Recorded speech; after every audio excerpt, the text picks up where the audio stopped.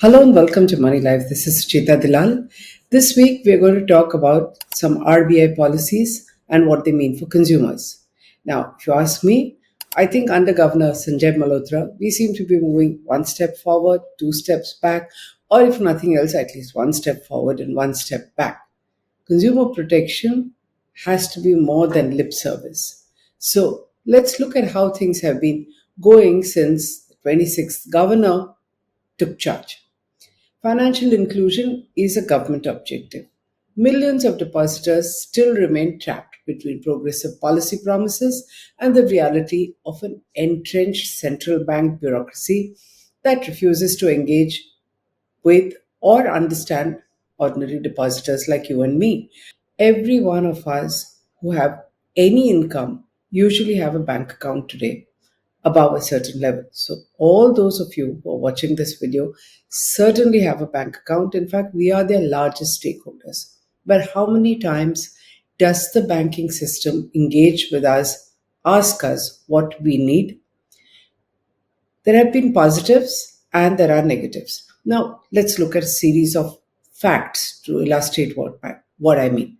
There have been two huge developments this week. First, positive, the good news. The Reserve Bank of India surprised us with this draft circular which simplified transmission of assets in a big way.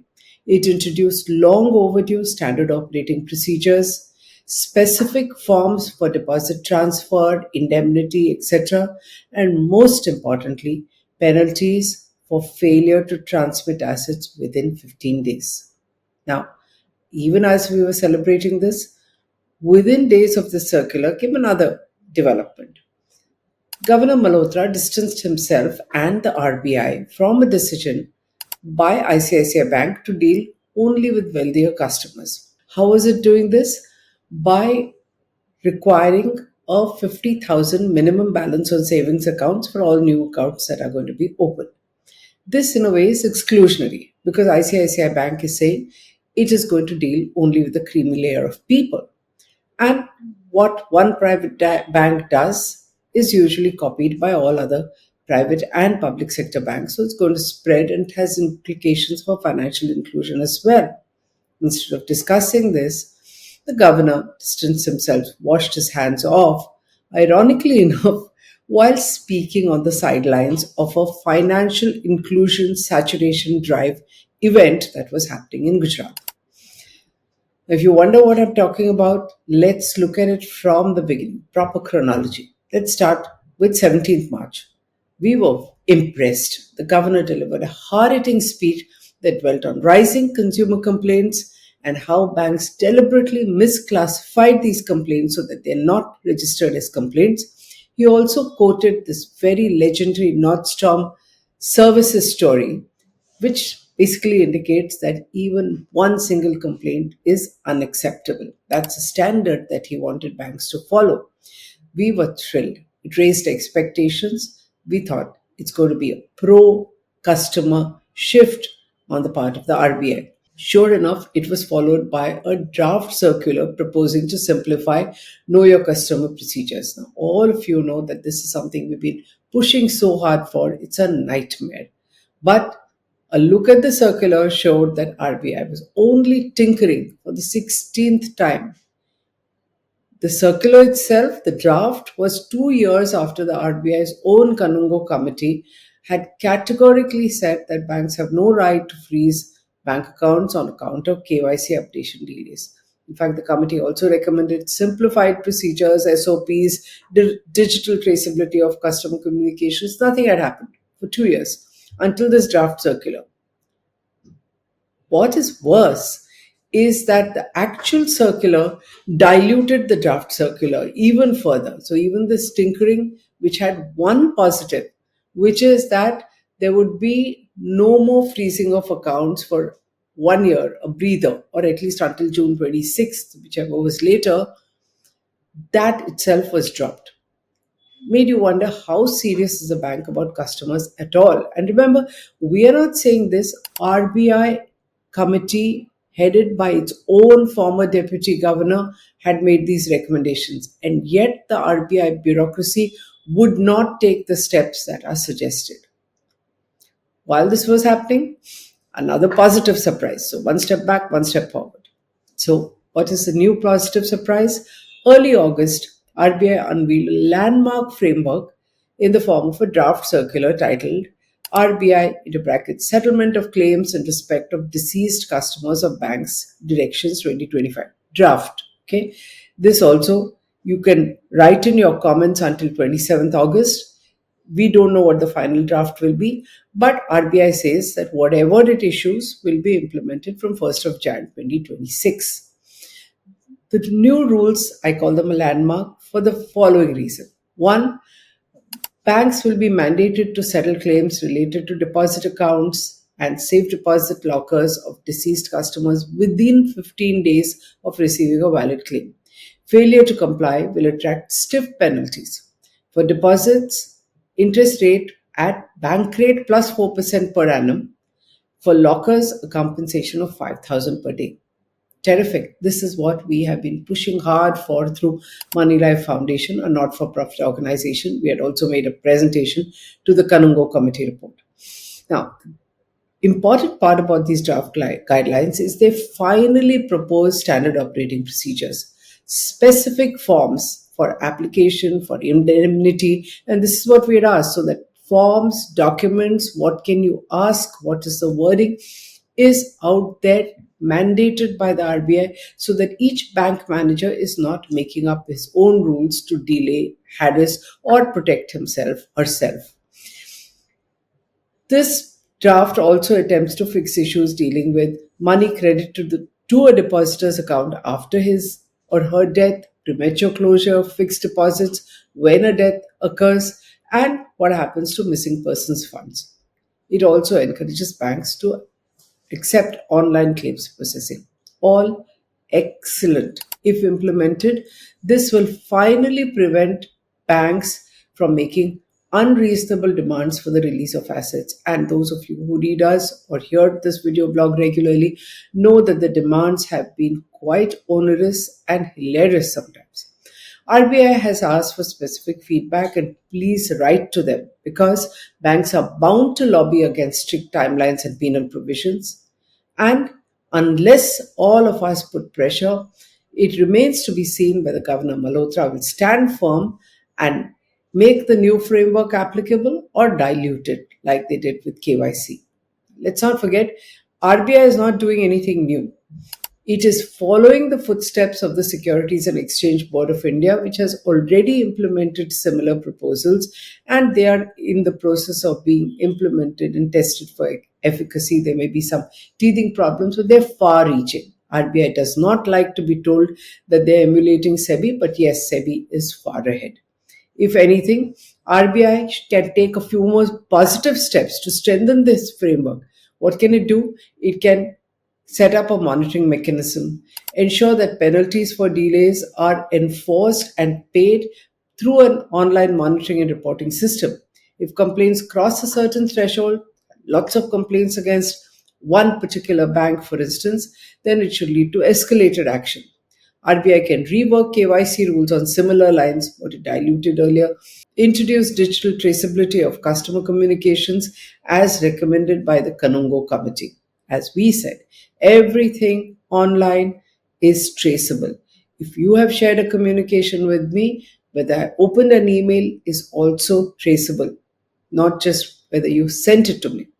RBI should also adopt a centralized death reporting mechanism. I mean, all this is fine, but if you have a centralized death reporting mechanism and or share the infrastructure that SEBI has set up since October 2023, then what will happen is a person has multiple bank accounts. So once a death certificate and a PAN is uploaded on the central database, then all banks, as well as other service providers like your FASTA, credit card, can get access to that verified, validated information without the need for legal heirs to keep taking copies of death certificates and submit it separately along with these forms to every bank. They'll submit other details, but at least the death certificate and PAN can be pinged and validated through a central registry, and SEBI has set it up. Next, once a death is reported, it should also trigger automatic follow-up action. For instance, credits, payment demands. if there's a credit card due, if there is an FD that is supposed to mature. All this can be triggered in a way that the bereaved heirs who need some time to complete rituals and formalities have the time to sort out transmittal issues. So I'm saying RBI has done wonderfully well. Go a few steps further and please do not dilute these norms. These additional measures will also go a long way in reducing unclaimed deposits, which have now reached a staggering 3 lakh crore across the financial sector. RBI itself has over 78,000 crore in its Depositor Education and Awareness Fund. And remember, this money is transferred to the fund after remaining in dormant accounts, which are well over 1 lakh crores. And I have written about it. Here are links. So let's hope that this happens. But remember, even as we were applauding this segment of long delayed reforms, we have this minimum balance business that has cropped up. Like I said, on 11th August, Governor Malhotra reportedly said the RBI has left it to individual banks to decide what should be the minimum balance they want to set. Some banks have 10,000, some have kept it at 20. Now, of course, ICICI has gone up to 50 for urban banks, 25 for rural branches, up from 10 and 5. It's a 5-time increase. What ICICI Bank is doing will be copied by others, definitely private banks and possibly even nationalized banks. But there is a background to this. Banks were allowed to set minimum balance limits as part of economic liberalization in the 90s when new private banks were allowed in the first place.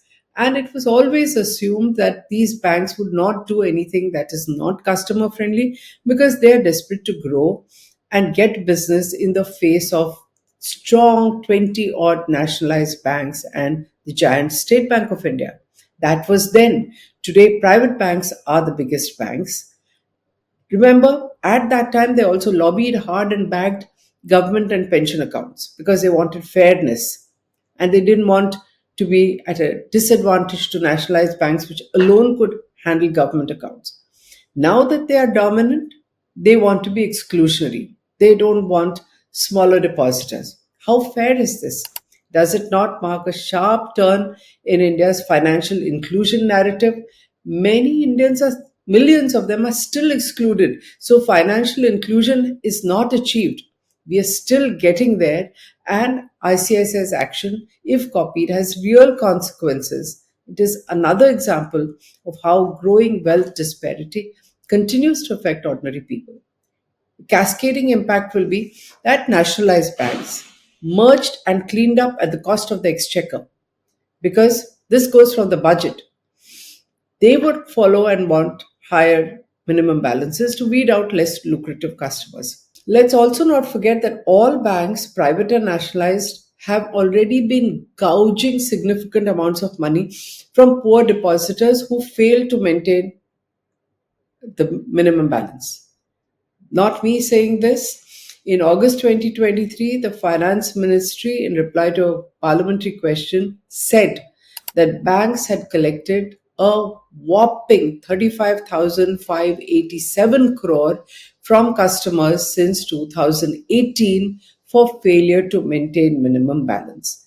Now they're saying the minimum balance will be higher or get out. They don't want your account. This huge number also reveals what is the economic profile of bank customers. They're not all rich. They are not the kind that can even maintain a minimum balance. So, all the good and large banks will say, we don't want the poorer ones who keep small amounts of deposit, we want the bigger ones. But yet, the bigger ones have money smartly invested. They're not keeping it in savings accounts which earn a negligible 2% interest. In fact, savings accounts collectively account for 30% of what is called CASA balances, current account, savings account balances. This effectively means that these smaller, poorer depositors are the ones who are subsidizing richer customers who are getting all the benefits and who are welcomed by the banks. Those who cannot meet the average minimum balances will slowly be pushed out to less secure, smaller banks, cooperative banks, new private banks, which can collapse. Which are the banks that normally collapse? small cooperative banks. How does this square with the Banking Regulation Act, which makes repeated assertions about government's duty to safeguard depositor interest? RBI did not even think all this merited a broader discussion because we are in different circumstances today. We're not in the 90s. Now that ICICI Bank has made it clear that it's only interested in serving wealthy customers, the least that the government should do is to exclude it from government business. Similarly, nationalized banks cleaned up at the cost of the exchequer should not be allowed to have exclusionary minimum balance rules. You want a government dole, you want to be recapitalized. This money is coming from health, education, other benefits that would go to the poor. It is going to banks. What are banks doing? Writing off tens of thousands of crore per defaulting industrialist.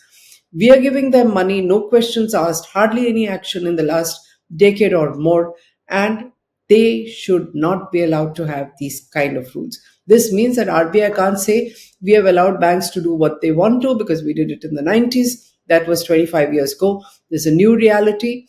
You have to have new action, new discussions. Otherwise, customers will remain at the mercy of RBI's bureaucracy because we don't have a voice. We are disaggregated and unable to hold the regulator accountable.